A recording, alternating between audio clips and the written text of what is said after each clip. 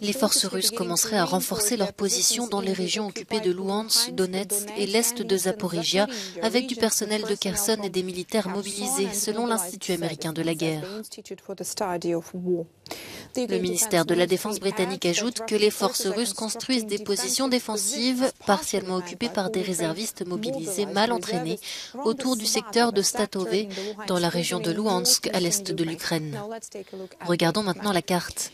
Selon un responsable militaire ukrainien, les forces ukrainiennes auraient libéré 12 localités dans la région de Luhansk depuis le début de la contre-offensive orientale.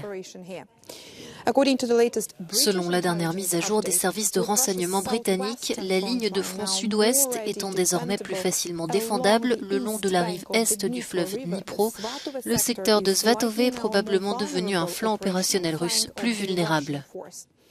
Il est fort probable que les dirigeants russes considèrent le maintien du contrôle de Svatove comme une priorité, bien que leur commandant ait sûrement déjà pour mission de maintenir une défense crédible tout en essayant de mener des opérations offensives plus au sud de Donetsk.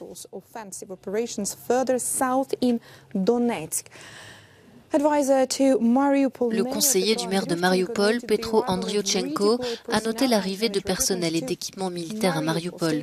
Selon lui, les forces russes ont placé 10 à 15 000 militaires dans la région.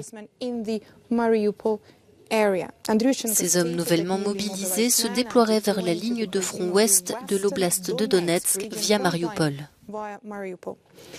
L'Institut américain de la guerre affirme que les responsables russes se préparent à de nouvelles mobilisations secrètes, alors même que le cycle de conscription d'automne est en cours. Le Kremlin a pour sa part déclaré qu'il n'était pas prévu d'appeler davantage de soldats à combattre en Ukraine dans le cadre d'un deuxième cycle de mobilisation.